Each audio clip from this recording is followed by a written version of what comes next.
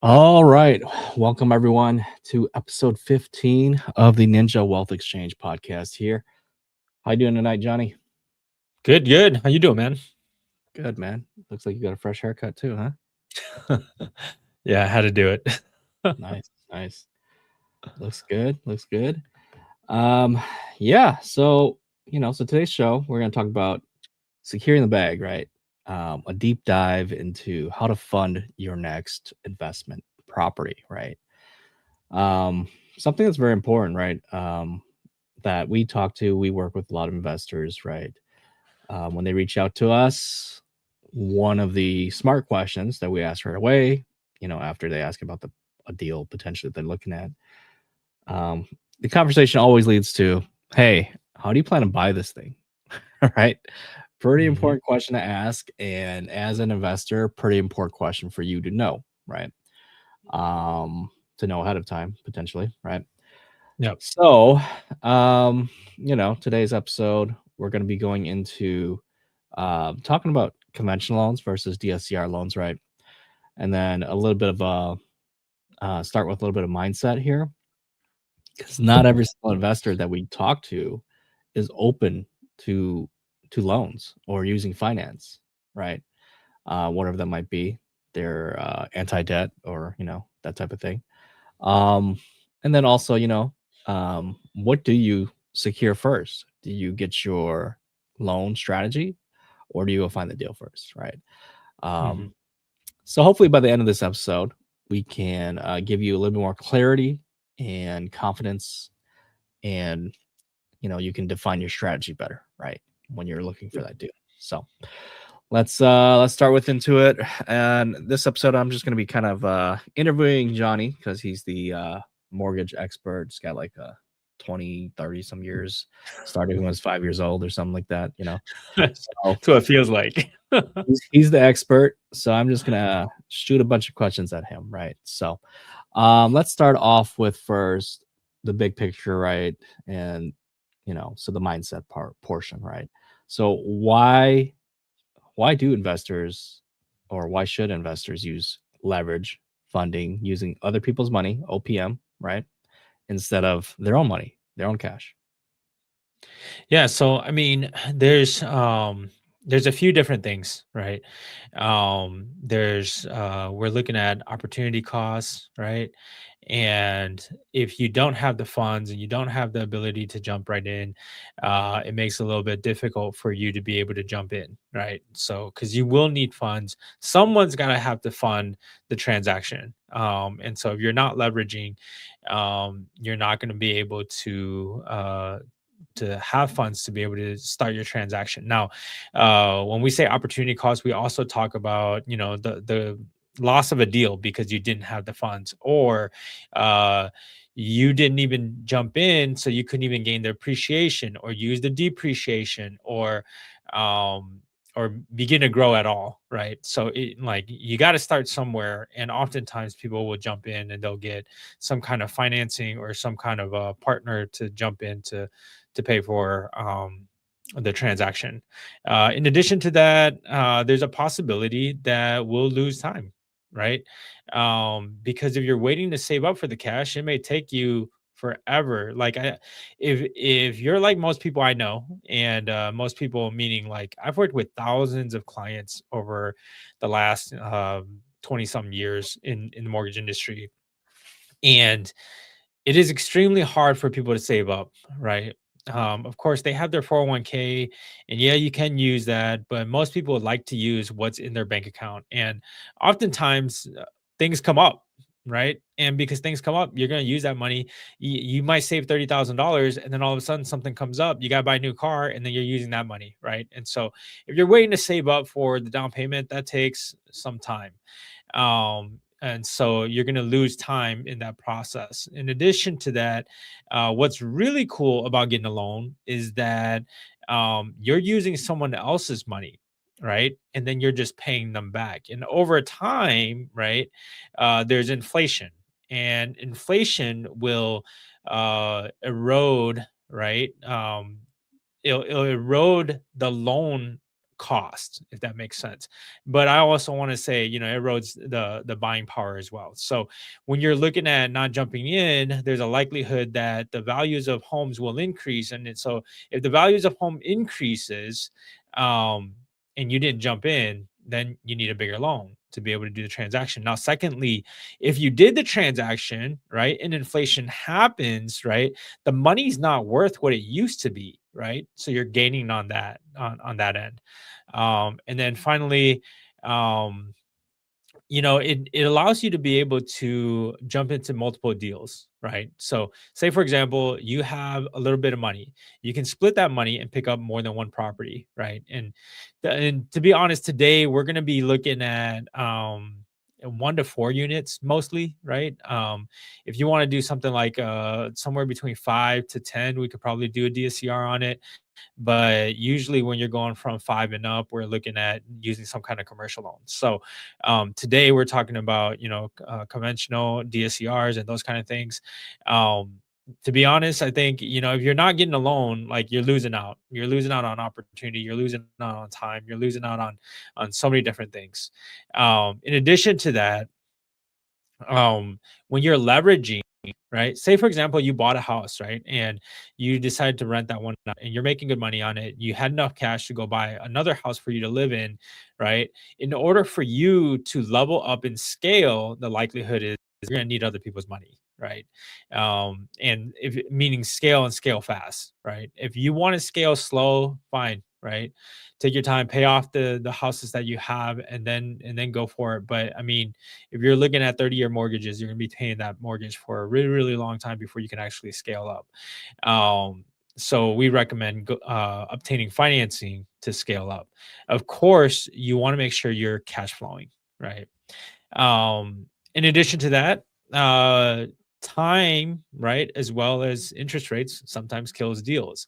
So if the rates increase, right, because of time, and you didn't jump in when you could have, then now you're not able to jump in, right? So back in 2020, 2021, interest rates were like right around that 3% rate for mortgages. And when you were looking at that 3% rate, people are jumping in, people are doing amazing things with it. And because you didn't jump in, 2 years down the road, rates are at like 7.5% for investment properties. And now you can't even come in because interest rates are too high, monthly payments are too high, the property is no longer cash flowing. So there's a bunch of different things that we really, really need to cover when it comes to financing, as well as help you understand whether financing is right for you or not. And for most people, if you're getting into investing, you're going to need some kind of financing, whether it be a partner that's going to be financing the deal, whether it be a bank, broker like one of us, or some kind of loan, right? So Mhm. that's my take on that. Yeah. Is there anything you want to add? No, I mean, that's pretty good. So, I mean, one of the other common pushbacks that I get from potential clients is that they look at the interest, right? The amount of interest that they have to pay at the end of a loan, right? When Mhm. we hand them the rate term sheet, right? And they're like, "Whoa, at the end of the 30 years, I have to pay like, 50% of what I'm paying. Why not of the purchase price, right?" So, yeah. Yep. Why don't I just pay it all cash right away? So, why? Why, Johnny? Well, I mean, so there you could, if you had the cash, you could pay cash right away, but then now you can't scale, Mhm. right? Right. Scaling becomes tough. You could use all cash if you wanted to jump in and do that, but Mhm. now there's a few different things that could take place, right? Say for example, if a lawsuit comes your way, right? You're not leveraging, and so it becomes your liability, right? That's one aspect of it. Another aspect is when you're jumping in and you're having a lender actually vet out the numbers, right? They're doing an underwrite on your property, right? So you have a second layer of people, a second layer of eyes looking at it, determining whether it qualifies or not. Mhm. And Mhm. so if you're doing it by yourself and you're paying cash, that's totally fine, but now you don't have that second layer, right? Good point. And you're buying cash, um, technically, yeah, us realtors, we can give you a really good roundabout number of where the value of the property is, but you're not getting an appraisal, right?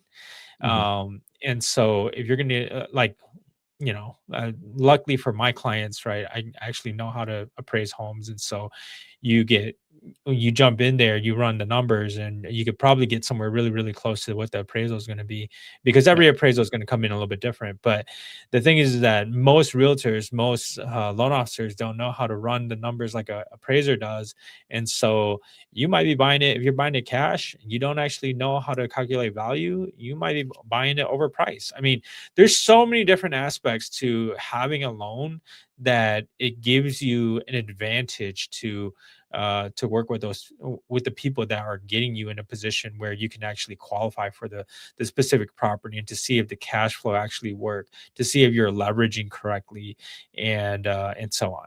So Yeah. um No, that's that's my 2 cents on that. yeah, no, that's a great point that, when you do utilize a loan, you do have, not only is the lender providing you the funds, but they're also Yeah, kinda like checking your homework, right? They're kinda like the yeah, teacher, right? yeah, Because if the number don't work for them, they're like, "Nope, your deal doesn't work," right? yep. So they're your second set of eyes, and yeah, what your agent can help you, right? Hmm. Um, but of course, at the end of the day, it's your deal, it's your numbers, it's your debt. So you better know how Hmm. to underwrite it for yourself too, right? Yep, Um, yep, and yeah, the appraiser does underwrite the deal as well. So that's a third party person, not the bank, right? Or not the hmm, lender. hmm, yep, So that's a great point. And then I guess the other point is that I was trying to allude to is that, if you have a rental property, right? Um, and it actually the numbers make sense, you're not actually the one who's paying that mortgage, paying that interest, yeah, right? absolutely. Your Yeah, and tenant you're is writing paying that off. mortgage for you, Yeah, right? you're writing off a ton of that stuff, right? Yeah, yeah. So yeah, so they pay, your tenants pay, right? Mhm. And then after your tenants pay it, and you as the landlord, or you as the property manager, or the owner receives the payment, right? It pays for the interest. Now, after it pays for the interest, you can actually deduct that in your taxes, right? So you're going to get some of it back. And so Yep. you're not technically, not only are you not paying it, but you're receiving income from it. That's how I look at Correct. it. Right, right, right. So, yeah, your tenant's helping you pay your mortgage, right? So, Mhm, mhm. if you're buying the right deal, it definitely is gonna make sense, right? Yep. And so just finishing up with some questions here, right, that you should ask yourself, when you're looking at these deals, right? Does it cash flow, right? Especially if you are, trying to cover a mortgage, get funding, right? Chances are the lender's not going to give you money on a deal that doesn't cash flow unless you have some kind of plan for it, right? Mhm, Um, mhm. and then, you know, can you refinance it later if the rates are high today? Well, and you're concerned about rates, right? You could, right? You could reposition it later when the rates drop. Um, and then of course, um, appreciation factor. While we don't, as investors, you shouldn't uh, rely on appreciation, right? As something that's going to bail you out in the future. Because we never really know how much a property is going to appreciate or if it will, right? But it is something that it's kind of like if everything goes well and your property does actually appreciate a lot over the years, right? Um, it could be very well for you, right? Mhm, mhm. So, Yeah, all no, right. appreciation is a great thing. We had that conversation with Yeah. TL, Uh-huh. and Right. that was massive. So Yeah. Yeah. Yeah. Yeah. And that's not something we can predict accurately, right? Like who would have guessed that his market would have went from like 200 some thousand, 300 some thousand to $1 million, right? yeah, yeah, I have no idea. Yeah. So, but yeah, once you understand and you have the funding mindset, right, that hey, this is what you want to do, this is how you're going to acquire property, right? The next question kind of becomes, oh, well, should I secure my funding first, meaning get a pre-approval or that type of thing, or should I go find the deal first and then try to get pre-approved? Um, what's your take on that? Yeah, so my take are you should get a lender to work with you, right? So that they can help you understand. Of course, like a- any good realtor would tell you to get a pre-approval first, right? Yeah, And so you don't so I waste your do time. recommend I do recommend getting a pre-approval, talking to the lender, giving them an idea of what it is that you were planning to do, and then having them run numbers, right? Now, as an investor, you're going to have to run your own numbers too, right? So, just Mhm, because the lender approves it doesn't necessarily mean that you're going to cash flow. Now, if you have a ton of cash and you're loaded and you can always just pay it off, there's a likelihood that the down payment you put in will probably allow you to cash flow.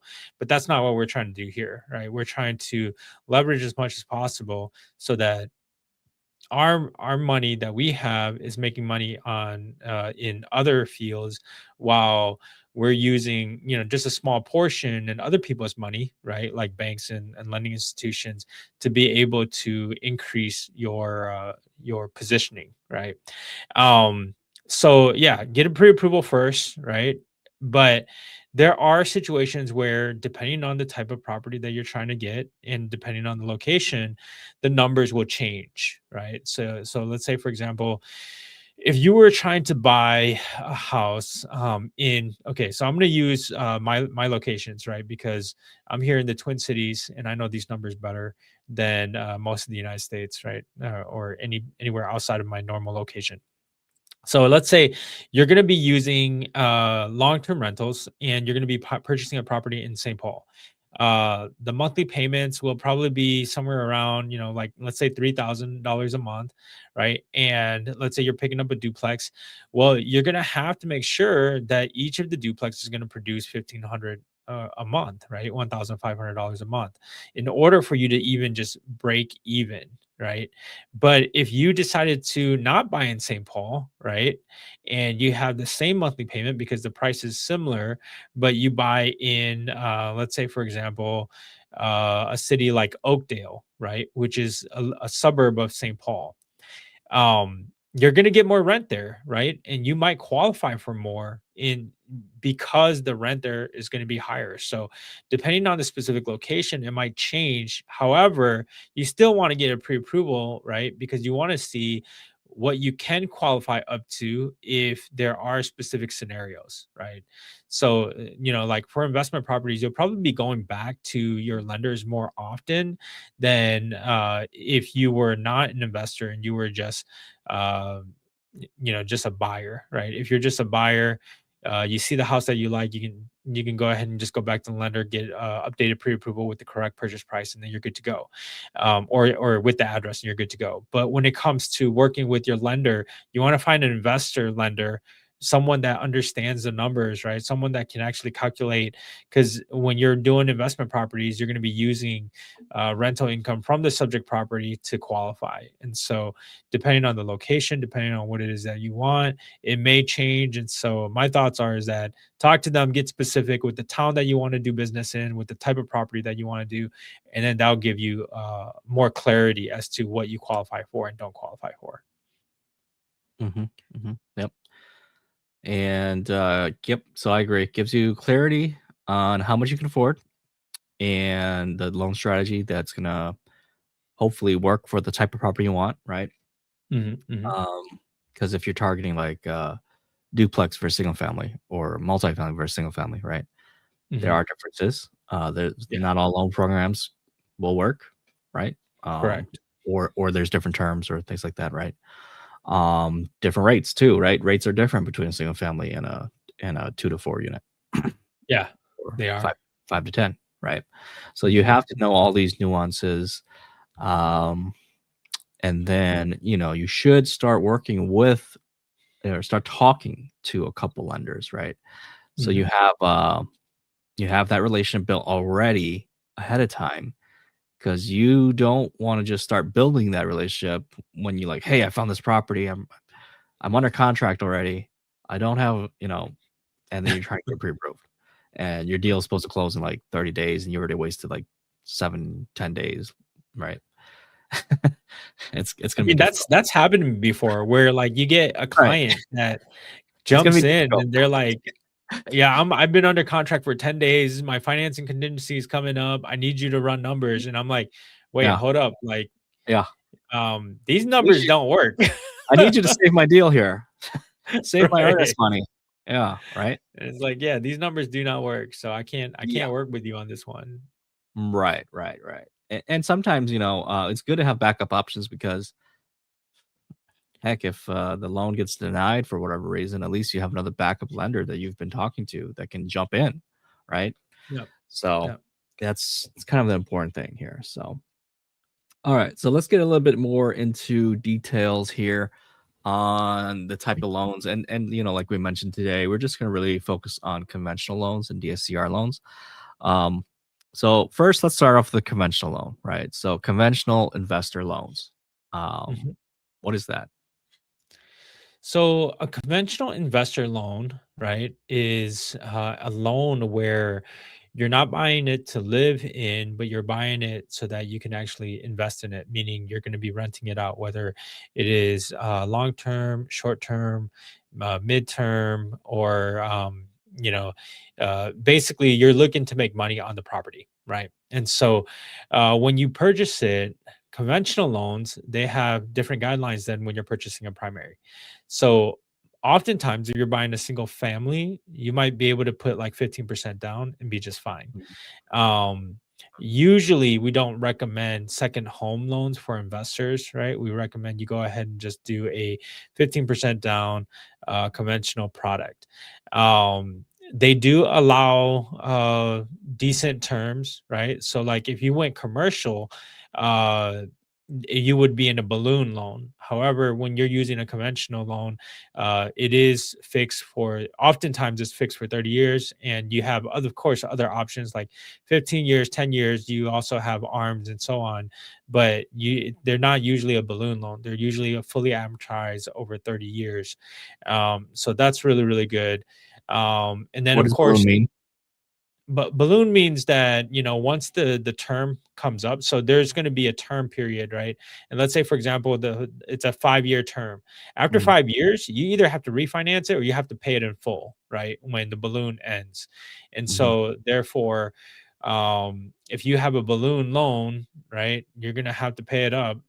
If things change, let's say, for example, interest rates go up, your monthly payment's going to increase when you refinance it. You got to really make sure that you still qualify. And then when it's a commercial loan, you're being qualifying based on the income of the property. And so, therefore, if it doesn't produce enough income, you won't get one. You won't get you won't be able to refinance. So, conventional loans are really nice because their term is 30 years, right? So even Fixed. if you got an arm, right? An arm is a adjustable rate mortgage. Even if you got an arm, the rate might adjust, but the term is still over 30 years. Mhm, And I don't know. We'll see if we go over to the 40 and the 50-year loans and whether they allow that for investments or not. I think that's still to come, right? mhm, Um, mhm, but for right now, you can definitely do a 30-year. Um, and then for conventional loans, you actually so depending on the individual, right? And depending on the lender. Some lender takes, somewhere between 30 to 45 days. I know that we on average we do it under less than 20 days, right? So we're actually pretty quick with the closing time on conventional loans. But the thing with conventional loans is you can only own so many properties under the conventional program product, right? mhm, So what that means is that if you are listed as an owner on a conventional loan, you can only have 10 of those. That doesn't matter if you're joint with someone else or not. If you're on a conventional loan, that counts as one unit, right? And so the max that you can have is 10 units per conventional product. Now, there are some folks that I know that they'll do four conventional loans over four different investment properties, and then they'll do a commercial loan and blanket it, and then come back to do to do conventional loans. And that makes it sound like you can probably do it infinitely, but banks begin to look at you as an investors, and most institutions don't really like investor heavy uh individuals, right? So investment heavy individuals. So like let's say for example, I know like I used to be at US Bank, right? So I know that they had some guidelines where your max investment properties with them, right, whether it's conventional or not, is 3, right? So when you go there, after you get 3, you're done. You got to go to Wells Fargo. You got to go to a different institution to give you another conventional loan. Of course, at the end of the day, you can do 10 of them, but that's your max, right? Hmm, interesting. And then, of course, most conventional loans you cannot do in an LLC, right? Once in a while, you might be able to get away with 1 or 2, depending on the institution. But for the most part, when you go and you ask people about it, they're going to say no, right? You're not going to be able to Mhm. close in your LLC. The only time I've ever seen a home purchase in an LLC is when it was actually their primary home. Really? And yeah, so they purchase a primary home in their LLC, but it's because they have what is it? Usually it's a giant or it's a decent sized loan, and it's because Oh, they're jumbo? purchasing what was that? Like a jumbo? Like you can get to the jumbo size, but like the conforming loan limit is over 800, right? So Right, right. let's say, for example, you live in a small town, right? And you Mhm, don't want anybody to know, like you own a business, you don't want anybody to know who you are, right? mhm. And you have an LLC. Well, um, you want to buy the property in LLC so that nobody knows that you actually own that property, right? So Sure. then sometimes they'll allow that, right? Mm. But it's very rare, right? You don't see it Yeah. very often. Yeah, I don't. I mean, I thought, Fannie, Freddie, conventional loans are for people, not LLCs. I thought that's pretty much in their guideline. Though And that's then that is correct, unless you're a specific type of person that wants to keep it secretive, and then they sometimes allow that. Now, like I said, it's very rare, but it is possible. okay, interesting. Okay, so conventional loan rates, right, are did you get into specifics about rates? I did not. Interest rates are pretty standard, but they're going to be higher than your primary home and second home, Mhm, usually higher than your second home, but they're mhm. definitely going to be higher. The interest rate's definitely going to be higher than your primary home conventional loans. But conventionals is probably one of the more favorable rates across all the different other products for investment properties.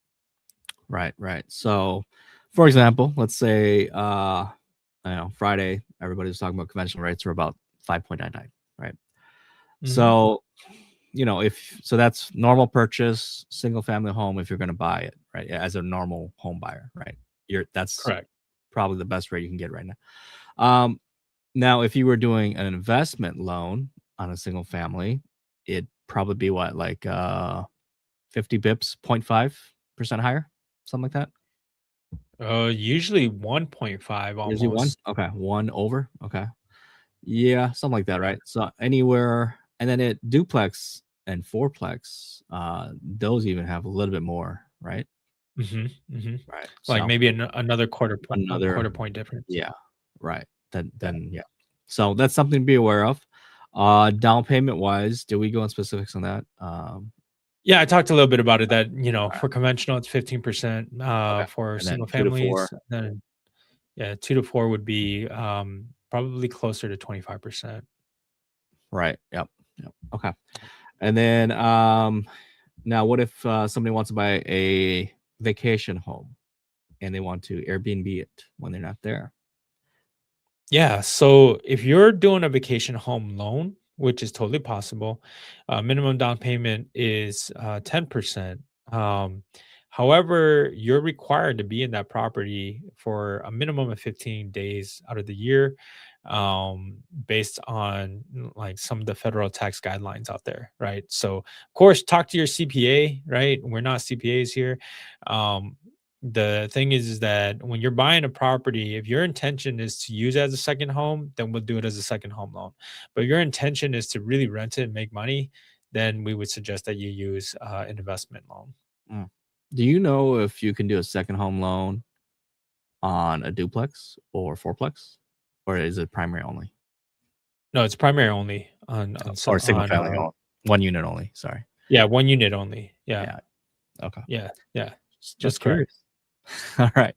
Okay, so let's get into, DSCR loans, the other type of loan that, over the last couple of years has been really, frequently used by a lot of investors. So, what does DSCR stand for? What does it mean? Debt service coverage ratio. So what that means is that your income, right, from the specific property has to be able to cover the debt, right? So the ratio, right, is I believe it is income divided by debt, and as long as it's over 1%, you're going to be fine. Um, Mhm, if you're not over 1%, then you're going to be running into issues. Now, every DSCR lender, so like we work with a bunch of wholesale DSCR lenders, and every one of them is a little bit different. There's not many anymore that does the 1%, right? A lot of them are starting to do the 1.1, 1.2, sometimes even 1.25. And so you're going to have to talk to multiple different lenders if you want the 1%, unless you're going to talk to a broker like me, where or like Lore himself, where we have a bunch of different lenders and we can use multiple different lenders. But mhm, DSCRs, they're limited to certain, like a lot of the wholesale DSCR lenders are limited to specific states that they work out of. And so depending on the state that you're in, it might be a little bit more complicated than another state, right? So those are things that are necessary. Um, when it comes to qualifying, right? When it comes to qualifying, there's a bunch of different things that you're going to need, right? Now, number one is you're going to have a decent credit score, right? So most DSCR lenders require 680 FICO scores or credit scores or higher, right? So if you don't have a 680, there might be some possible DSCR lenders out there, but most of them are going to say no to you, right? You have to have your credit down pretty well in order for a DSCR lender to lend money to you. Secondly, a lot of DSCRs also go to a 30-year term, so you're going to have to qualify with the different terms that they allow you now.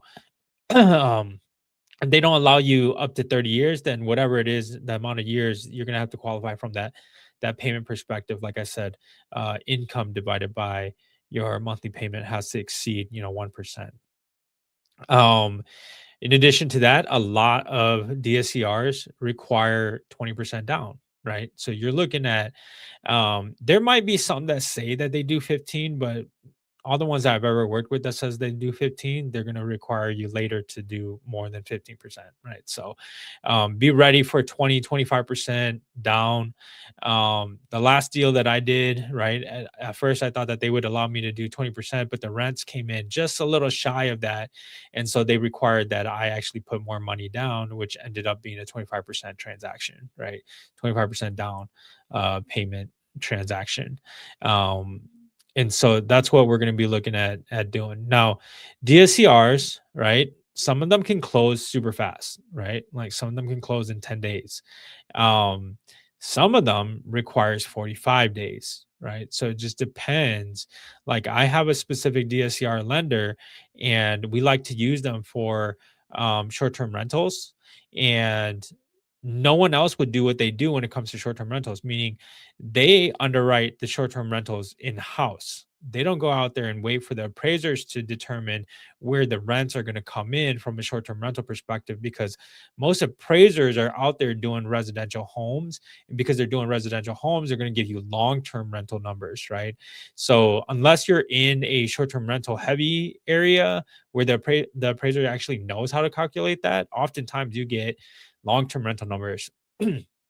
So what that means is that the rent's going to come back lower and you're not going to qualify. Well, this lender specifically only uses their personal calculations, right, from their underwriters. They don't actually require appraiser to go out there and determine what the rent's going to be like. And so That lender takes 45 days to close their deals. But what's really nice about it is that they're not going to be using the appraiser numbers. They're going to be using in-house Airbnb numbers, right? So for short-term rentals, sometimes 45 days is going to be better than 30 days. So, but yeah, my understanding, like I think the last transaction I did was about 25 days. We closed, and everything was good. So that's definitely really fast for a DSCR lender. But another really cool thing about DSCR loans is they're not going to require your tax returns, right? They're not Mm. going to look at your income. They're not going to say, "Hey, give me your pay stubs, your W-2s, your tax returns." They're just going to look at the property, right? And so that makes it a little bit smoother. In addition to that, sometimes, right, if you have a partner and they're transferring funds over for the transaction, as long as you're in business together, they allow you to do the business together, right? Say, for example, like Laura and I, if we decided that we wanted to go in on a loan together and I come up with a down payment and he manages it, right? As long as we're both on the loan, they're going to be okay with that. Or as long as we're both in the LLC, they're going to be okay with that. So that's another cool thing about DSCR loans is that they allow you to be able to do business in your LLC. So the last transaction that I did with a DSCR, we had it done under JV Realty, right, which is an LLC, and then they would JV Realty will also manage the property. Of course, it's owned by me, so it's managed by me, but that makes it so that my personal liabilities are not involved in my business liabilities. So bunch of different good things about DSCRs. I think a couple of things that you have to be aware of in DSCR is um, there are prepayment penalties most of the time, right? And so it could be like in the state of Minnesota, a lot of the DSCR lenders that I work with that actually are approved in Minnesota, they don't have DSCR or they don't have prepayment penalties because here in Minnesota, the government pretty much says that, if you got prepayment penalties, you're not going to work here, right?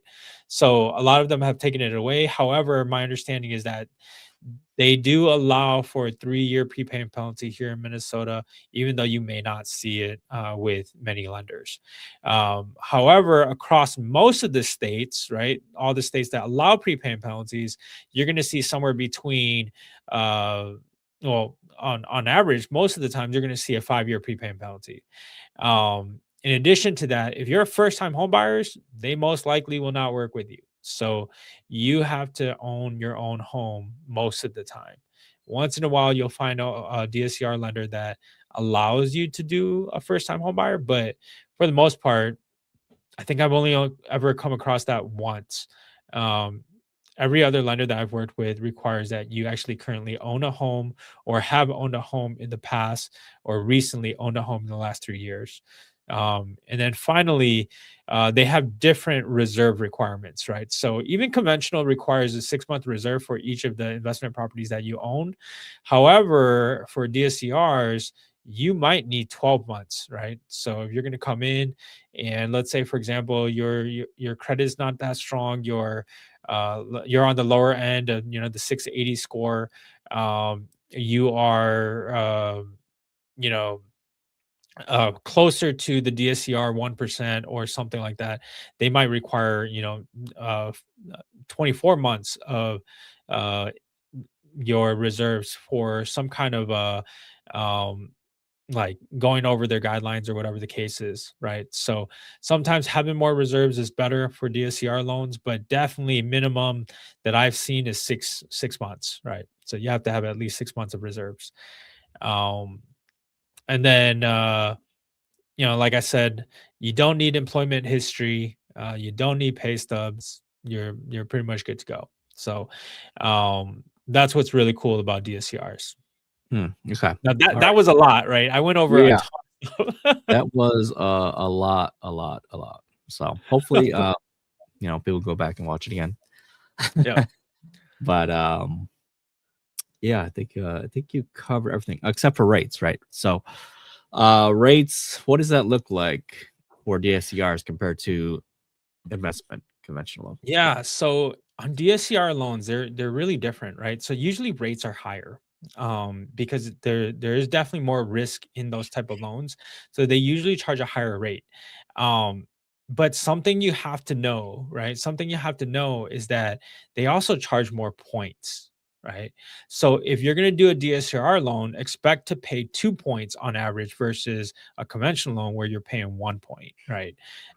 Whether that's one origination and 1 point, or just one origination on the conventional side, where on the DSCR side, it's they may not consider an origination. They might just say it's 2 discount points. But at the end of the day, right, you're going to be paying more even though the rate is higher. So Mm, expect that. right, right, right. Okay. So yeah, rates slightly higher, cost to get the loan slightly higher, but Yep. yeah. Okay. And then so let's help people compare side by side here. Um, I'm gonna give you the topic. You kind of tell me which one is better or worse, right? Or right. Okay. Yeah, that sounds good. So first of all, let's start off with the pain in the ass part of processing to get qualified, things like that, right? Qualifications, documentation, paperwork, right? Employment history, taxes. Which one is the least amount of work? Which one is better in that standpoint? DSCR in that aspect, Okay. because you don't have to provide many of those documents. Right. Because again, they're only looking at the ability of the property to produce income to cover Mm. the mortgage debt service. Right. Yep, All that's right. correct. Credit score. So credit score conventional will be more favorable because they actually allow you to go to, I think it was like 620, but I recommend you have like a 640 or higher. When you're getting low into the credit score, it's a little tougher when it comes to qualifying with the rate at that amount. If you can get it above 700, great. But if you can't, you could probably still do 640 and be just fine. Mhm. Okay. So slight advantage to conventional on that Mhm, one. mhm. Rates. Which one's lower? Conventional is definitely lower, like majority of the times. Right. Without having to pay any additional things. Correct. Points or Um, anything. Yeah. so just something to be aware of. If you want to up your prepayment penalty from say 3 year to 5 year or 1 year to 5 years or whatever, the more prepayment penalty you add, it's actually going to take your rate down a little bit more. And then Mhm, also, if you increase your down payment percentage from 20 to 25%, I've seen that have a dramatic effect on your interest rate as well for DSCR. yep, Um, yep, so those things help, and then of course there are discount points available too on both sides. So you mhm, could pay more discount points to buy your rate down, essentially, right? yep, But just comparing base rate to base rate, conventionals can be better. mhm.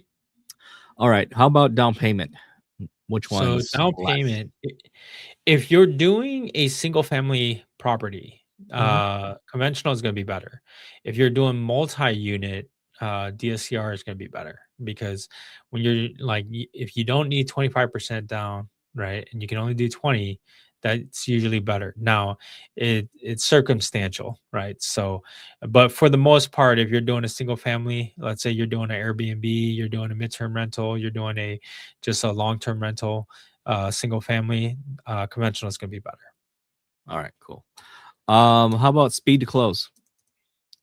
Speed to close, I think they're pretty equal. When it comes to when my team does it, right? But I think if you're going to a bank, right? If you're going to a local bank, you're gonna need 30 days minimum on a conventional. And so DSCR might have the advantage on that, because sometimes you can close them in less than 10 days, right? So um they're sometimes they allow, like, depending on how fast that specific lender is, if they do a lot of hard money loans, which I haven't really talked about, but if they do a lot of hard money loans, they might be fast, like super fast. So 10 days is actually pretty quick. That's like almost faster than same as cash, because um the title company needs about 2 weeks, so about 14 days to close usually, across the nation.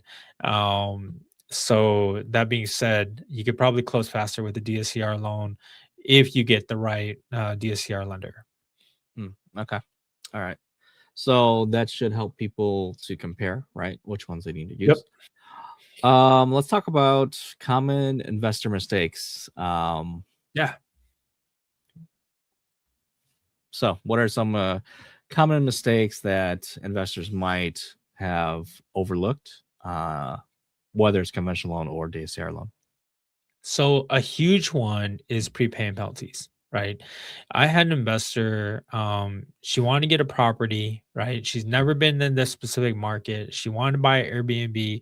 She purchased it in the market and she wasn't making the revenue that she was making on a property in a different location, right? So now she wanted to turn around and sell it. Well, she's only owned it for 2 years and there's a 5 year prepayment penalty. She ended up paying additional like 20, $30,000 in order to sell the property, even though she made money on it, right? Which she got lucky, so she made money on it. But she lost like $30,000 in transaction, right? So Mm, do not forget about prepayment penalties. Secondly, when people are jumping in to purchase a home, right? They just assume that rents are a certain number. Let's say, for example, they did some of their research and they said that the rent was going to come in at 1,500, and the appraiser appraises it and looks at the rental numbers and they came in at 1,300. Well, now you're looking at, reducing the loan amount, which means you got to come in with more down payment or something needs to take place, right? So don't overestimate your rents. Um, and then another thing is don't underestimate your expenses. So, for example, if you go in assuming taxes is only $2,500 a year, but it ended up being $10,000 a year, that's dramatically different. And so you may not qualify when something like that happens. And then um, scaling too fast, right, is another mhm. one that people make mistakes. Is they jump in thinking, oh, okay, this one makes this much, so if I jump into the same neighborhood, I can make twice as much if I just purchase another one that's the same. Well, not every property in every neighborhood makes the exact same amount. So of course, make sure that you have the income correct, make sure you have the expenses correct, because some properties actually are more expensive than others. Let's say, for example, the square footage might be higher, right? So taxes are higher. So make sure you understand estimating your expenses and scaling too fast, right? Yeah. And then, I think my thoughts are is that some mistakes for some investors are emotional decisions, right? I often talk about my wife's first investment property with me. Um, she wanted something that she could live in, right? And it had to be perfect, right? And that's all fine and dandy, right? But the thing is that if you're not in the right location, you don't need all of that, right? You just need kind of like the bare minimum. You want the property to rent, so you want everything to be safe and sound and everything to be nice looking, but you don't need it to be granite countertops, right? You don't need it to be soft closed drawers or anything like that, right? And so my thoughts are is that don't jump in an investment as if it's the home that you're going to buy for the rest of your life or for your kids or your family. When you're buying into an investment property, you're buying into what makes you money, right? It is an investment. So you want to make sure that it is an investment and it actually makes you money. So don't jump in using emotional decisions. Now, secondly, right, don't get so emotional that you end up in analysis paralysis, right? So where you can't even make a move. Understand where your numbers lie, and if the numbers work, then you just move. You don't wait until you feel like it's right. You jump in. Now, I'm not saying don't go with your gut feeling, because the likelihood is that if you do go with your gut feeling, you're going to be fine. But make sure the numbers work. And then, secondly, sometimes people um, they like, so for example, if the financing requires you to have 6 months of reserves, there's a reason for that, right? So if you jump in and you use all the reserves on furnishing the property or fixing the property up to rent out, and all of a sudden if you're running an Airbnb and you're not getting any bookings, or you're running a long-term rental and the tenant doesn't pay, you're going to be in trouble. So make sure you keep your reserves where they're supposed to be, so that if you run into any issues, toilet breaks or something like that, you have sufficient funds to go ahead and fix those things. So I think those are usually the common mistakes. Again, that was a lot, but hopefully it's good takeaway so that you can utilize it in your investment. No, that's some definitely some good advice. Um, all right. So I guess to kind of summarize, what's the right strategy? Or who is each of these type of loans good for? Would you say? So I think for conventional, if you're a high income producer, right, and you have a low DTI, because conventional, they do qualify off of your personal income, right, as well as they may use a portion of the rent, but they're not going to use all of it, right? Where DSCR does use all of the rent. That being said, if you have some extra cash and you have the income to purchase an investment property, conventional will probably be really good for you. And the reason is because um they have lower interest rates, and they have the 30-year term, and they don't have prepayment penalties. So if you can qualify for a conventional, oftentimes I tell my clients that that's going to be the best case situation. If you're Mhm. going to buy a property and you want to scale fast, right, and you're self-employed and you're focused on just cash flow, DSCR works really, really good for you, right? So, for example, like, I'm self-employed, right? I own my mortgage brokerage, and then I'm a realtor on the side, right? I don't get paid by any W-2 employees. And so when I go um, to lenders, if I'm writing off all of my expenses and everything, I should be paying less in taxes, and therefore my income based on my income taxes is going to be lower. And so if I'm doing that properly, then when I go to the lenders, they're going to say, well, you don't make the money, right? So it's harder to qualify from a conventional perspective. So therefore, I would need a DSCR loan. And in addition to that, DSCR loans, as long as you have the 20% down, right, they allow you to scale faster. So if you have a partner for every single property that's going to come up with a 20% down, and you're going to manage the properties, you're going to be able to scale up really, really, really fast. I don't always recommend doing more than, like, I would say 3 properties a year, unless you're experienced, right? If you're super experienced, fine. But if you're not experienced and you're kind of brand new, I recommend you do one for 1 year first, and then jump on another one later on. But if you've had a few and you're able to scale a little bit faster, say, for example, you just want to double your portfolio, you already got 10 properties, you want to double your portfolio, all of the 10 is already on conventional, well, you're going to have to go DSCR because you're maxed out on your conventionals, right? So I think that would be really, really good.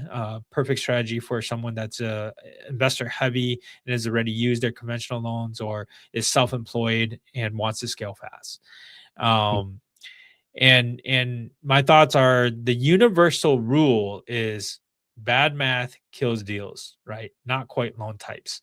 So that means that if you're not underwriting your transactions correctly as an investor, right, and you haven't talked to a loan officer to get you pre-approved, whether that's conventional or DSCR, then the likelihood is that you probably will run into issues where you're just not, like, you don't know if the numbers are going to actually truly work or not. And so my thoughts are is that run your math, make sure it's correct, and then run it against a loan officer and see if they agree. And if they do, you'll probably be just fine. Yeah, yeah, great points. So that brings us to our recap here and our so essentially at the end of the day, think of the different kinds of strategies of funding, right? Funding, the different strategies that we talked about for funding and the loan types more as tools in your tool belt, right? So that you're aware of them and when to use which one for what scenario that you're in, right? Hmm. So, for example, if you have a ton of cash, if you're fortunate enough to, be like Scrooge McDuck, right? You got that bag full of cash. Cash is gonna be like a sledgehammer, right? It's gonna get things done for you quick. All right, but um, it's a lot to spend all at once, and once you drop it all, it's gone, right? Mhm. Um, and then you got things like a conventional loan, very precise, right? Low energy, low cost, right? Lowest cost, but like a hand tool, it's going to be slow, can be a pain, right? It's going to be a long process, but it gets the job done, right? But then we have DSCR options in your tool belt here. So think of it as kind of like a power drill, right? So faster, a little bit less painless, but there's going to be more cost involved, right? Because Mhm. it, it uses more energy, right? Mm. So Yeah, as drill long costs way more than a screwdriver. those batteries are expensive, man. Yeah, so that's kind of how the analogy that I would say to think of, right? Um, so also, if you're out there and you're wondering, okay, well, all this information is great, but I'm ready to invest. Where do I start? Right? Where do I go and learn about these loan options, about the intricate details? Because again, every lender is different, and even Johnny and myself were mortgage brokers. We have a number of different lenders that we can shop with, right? And even Mhm. those lenders have different programs and different Mhm. terms and things like that, right? So the best way for you to learn, the best to get started, right, is reach out to a professional that you like, and trust, whether that be a realtor that can refer you to a loan officer who is investment savvy, or if you already know of a loan officer who knows their stuff on investment loan, right? Um, Talk to those people, start learning as much as you can, ask questions, and get ready, right? Get pre-approved, get ready.